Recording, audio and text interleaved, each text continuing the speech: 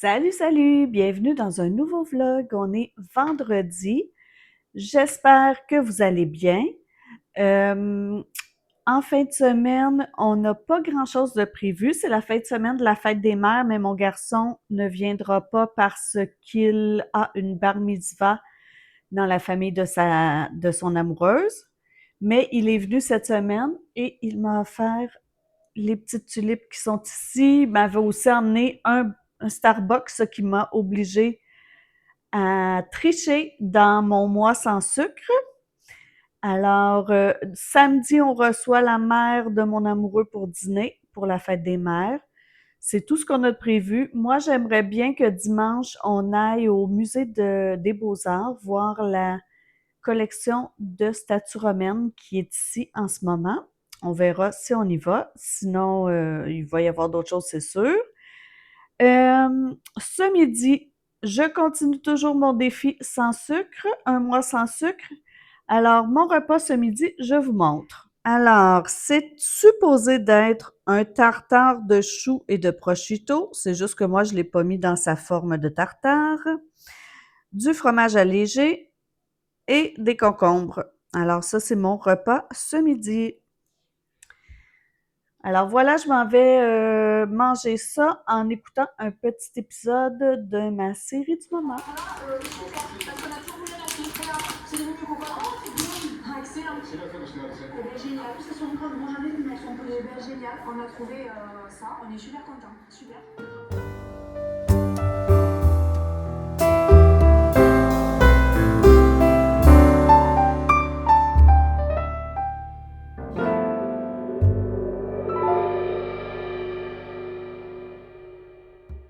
J'ai passé une belle soirée avec Lily. C'est rare qu'elle est là les vendredis soirs. D'habitude, elle travaille tout le temps jusqu'à très très tard, mais là, aujourd'hui, elle travaillait pas. Ben, elle travaillait, mais 2 jours. Alors, elle a soupé avec moi, elle m'a aidé à faire le souper, puis on s'est choisi un film, puis on a écouté le film ensemble. C'était pas un grand film, c'était un film, un thriller suspense d'une famille qui arrive dans une maison dans laquelle il y a eu des morts et puis que là, il y a les esprits qui sont là. Donc, c'était pas un film très effrayant. C'était pas un grand film non plus, mais c'était agréable de passer la soirée avec Lily. Puis là, il est très tôt. Pour un vendredi soir, il est 9h30, je suis au lit. Je vais essayer. Peut-être que je suis un petit peu optimiste. Ouais, c'est ça. Il me reste à peu près 100 pages à lire de mon livre, qui est le premier tome de la saga Angelina, Les mains de la vie de Marie-Bernadette Dupuis. J'aime beaucoup à date, ça se lit bien, ça se passe, c'est drôle parce que, tu sais, c'est ça, ça parle des fois de la bête du Gévaudan. Et puis moi, quand je suis allée en France, je suis allée vraiment dans la région. Je suis passée sur les terres où la bête du Gévaudan a supposément fait des ravages. Je pense que c'est dans les années 1800. Et je suis même allée au musée de la bête du Gévaudan. Mais ça, c'est juste une petite partie de l'histoire, là. En fait, c'est l'histoire d'une jeune fille qui avait comme mère, c'est en 1878.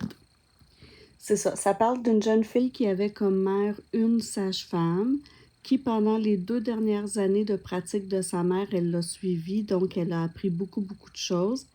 Et qui là ramasse des sous pour pouvoir aller à l'école parce qu'il y avait vraiment un certificat, un diplôme pour devenir sage-femme dans ces années-là. Donc, elle ramasse des sous pour, c'est ça, pour devenir sage-femme, pour aller à l'école des sages-femmes. Puis là, ben, elle réussit, elle y va. Mais c'est sûr qu'à travers tout ça, elle vit des choses que je ne peux pas vous conter parce que sinon, ça va enlever un peu des punchs de l'histoire. C'est une jeune fille avec du caractère pour l'époque, oui, qui est fonceuse, qui n'a pas la langue dans sa poche et qui ne veut pas être avec un mari qui va lui interdire de travailler et de faire son métier de sage-femme parce que c'est très important pour elle. Fait que c'est comme un petit peu une héroïne un peu féministe de ces temps-là, qui n'est pas sûre de croire tant que ça en Dieu et qui croit plus déjà à la science. Donc, moi, j'aime bien la série. Je vais essayer de terminer mon premier tome ce soir. Je vous dirai ce qu'il y en est.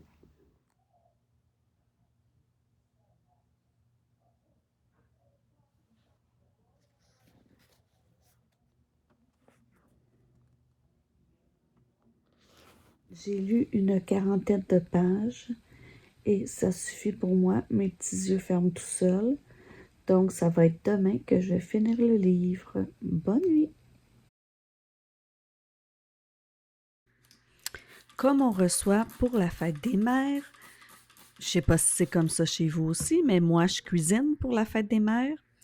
Bien, je vais préparer un pudding chômeur. Alors, je commence par nettoyer mon plan de travail. Alors, nous, c'est un bloc de boucher, alors on peut travailler directement dessus. Alors, dans un bol, on met 3/4 de tasse de farine, tout usage. Ensuite, on ajoute une cuillère à thé de poudre à pâte. On mélange bien. Dans un autre bol, on va mettre 6 cuillères à soupe de sucre. Bon, le pudding chômeur, c'est sucré, très sucré. Ensuite, on va mettre 1/4 de tasse d'huile de canola, un œuf. On mélange ensuite les ingrédients secs et les ingrédients mouillés ensemble. Puis, dans une petite casserole, on apporte 1,25 tasses de crème 35%, une tasse de sirop d'érable et 1/4 de tasse de cassonade à ébullition. On laisse bouillir pendant un bon 5 minutes, toujours en brassant. Ensuite, on vient déposer la pâte que l'on avait fait en mélangeant les ingrédients secs et les ingrédients humides dans un bol à cuisson qui peut aller au four. Alors, on étend la pâte uniformément au fond du bol. Et puis, très, très délicatement, on va verser la sauce qu'on a fait bouillir sur le feu sur la pâte, directement dessus. Alors, on fait très attention là, pour ne pas faire des trous dans la pâte. On verse vraiment, vraiment délicatement. Puis, ensuite, on va mettre ça au four à 350 pendant un bon 25 minutes ou jusqu'à temps qu'un cure-dent inséré ressorte propre.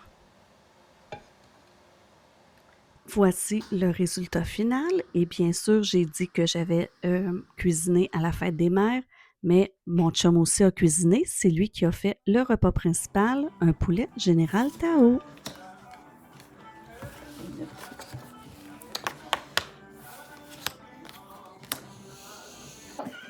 Fait que tu vas venir avec moi mercredi à la pour aller en Afrique. Chanceuse. Tu peux aller voir? Je sais pas. Je vais te le dire la veille parce que c'est la veille qu'ils me disent l'année rendez-vous. On t'appelle lundi? Non, mais mardi quand je vais aller, ça me dit pour mercredi. Ça, c'est 2. Ah, ok, mais c'est pas la même.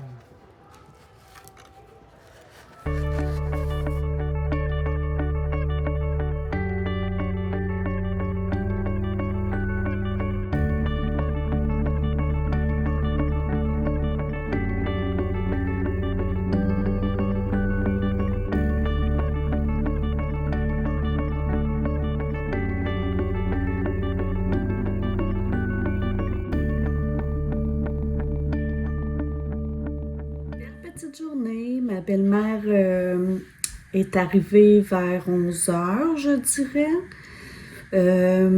Moi, j'ai fait mon pudding chômeur. Un pudding chômeur, c'est au Québec un dessert un peu classique.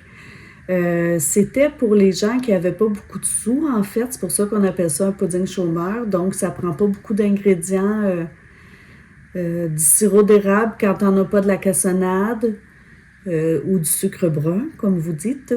De la farine, un peu de farine, un œuf, de la cassonade, de la crème et puis on a un dessert. Donc moi, j'ai fait ça. J'ai aussi tout préparé pour que mon chum puisse faire cuire le Général Tao quand sa mère allait arriver. Pendant ce temps-là, lui, il a passé la balayeuse, il a lavé les planchers, commencé la salle de bain. Puis là, ben, sa maman est arrivée. Donc, on a mangé tout le monde ensemble. On a eu des belles discussions. Ben, tout le monde ensemble. Il y avait moi, mon chum, Lily et sa maman à mon chum. Donc, c'est ça, on a mangé. Après ça, on a joué à un petit jeu de société. Quand elle est partie, on en a profité pour aller faire des petites commissions. Puis là, ce soir, Lily travaille, puis on s'installe, mon chum puis moi, pour écouter un petit film. Puis sinon, ben, on se revoit. Je vous reprends demain. En fait, les gens te voient construire tes images. Je sais que ça a un effet bloquant sur moi. Un truc important, je pense qu'il y avait aussi le paramètre que je n'avais pas mon téléphone, que je n'avais pas de mail, pas de notif. Et cette année, malheureusement, en fait, en faisant à la fois la BD et la peinture, c'est comme si mon cerveau était un peu tout le temps sursollicité.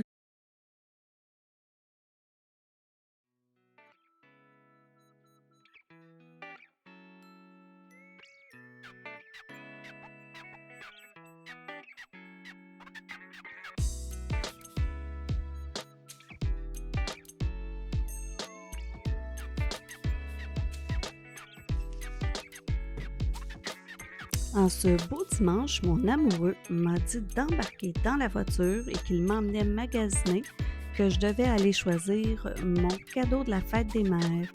Alors, comme je lui avais demandé de monter la table tournante en haut, elle était au sous-sol depuis plusieurs années et inutilisée, ben, il m'a offert mon premier disque. J'ai choisi celui de Counting Crow, mon groupe préféré.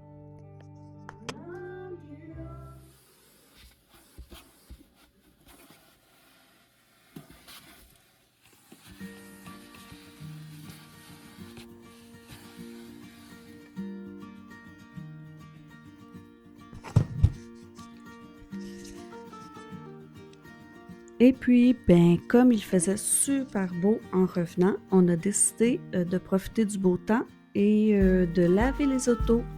Alors moi, j'ai passé la balayeuse dans les 2 voitures et mon chum, pendant ce temps-là, il lavait les tapis avec la machine à tapis.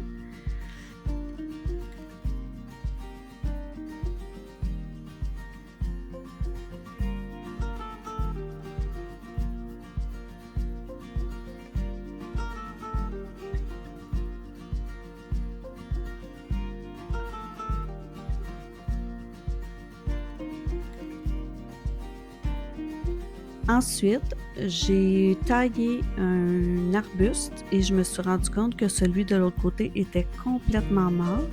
Alors, je devrais aller en acheter un pour le remplacer. Et j'avais acheté une ciboulette. Alors, je l'ai plantée avec mes autres fines herbes. Puis, j'ai décidé d'installer la terrasse. On a une petite terrasse en dessous du chêne et souvent, je vais lire à l'ombre du chêne quand il fait très soleil parce que nous, on a le soleil en plein soleil dans la cour jusqu'à 4 heures de l'après-midi.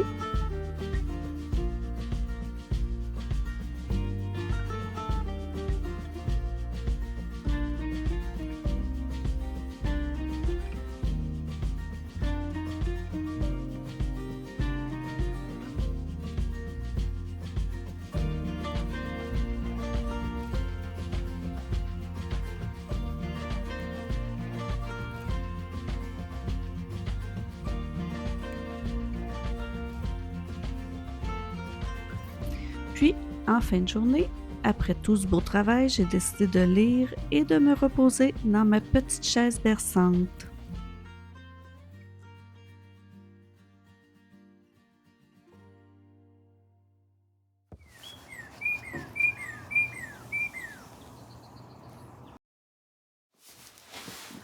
On se retrouve, on est dimanche, fin d'après-midi, il est 5 heures. Vous aurez vu juste avant un petit résumé de ma journée, une belle journée de printemps. Et je viens de terminer le premier tome de la série Angelina de Marie-Bernadette Dupuis. C'est comme une saga historique. Très bon, j'ai adoré. Je vais être contente de retrouver les personnages dans le tome 2. La personnage principale est attachante. C'est comme une jeune femme féministe avant son temps. Pleine de courage, avec un but, des passions, le désir d'avoir une carrière, de subvenir à ses besoins seule, puis de ne pas être dépendante d'un homme. Alors, très bonne série. Mais comme je ne lis jamais 2 tomes d'une série à la suite l'un de l'autre, j'aime ça avoir un petit congé entre 2 tomes d'une même série pour avoir le temps de m'ennuyer des personnages puis d'être contente de reprendre l'histoire. Ben, je vais piger mon prochain livre parce que le livre que je dois lire pour mon cercle de lecture, il n'est pas encore disponible à la bibliothèque. Alors, le prochain livre que je lirai, il est tombé ici. C'est la vie qui en a décidé. J'ai un morceau qui est tombé. Alors, ce sera le livre Vol DC 408.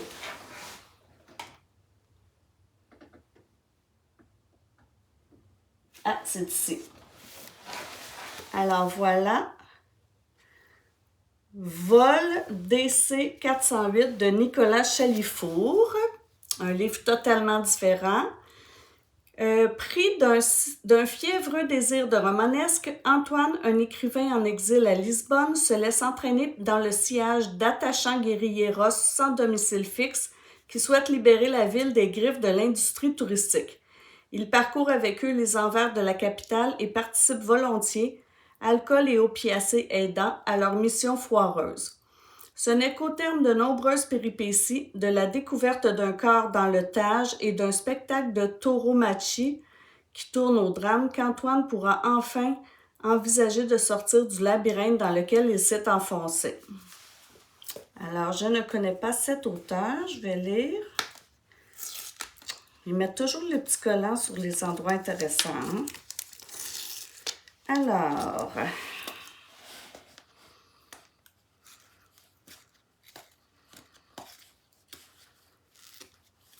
ça sera pas long. Alors, Nicolas Chalifour est né à Québec en 1970. Il a vécu à Toronto, à Montréal et dans ses banlieues.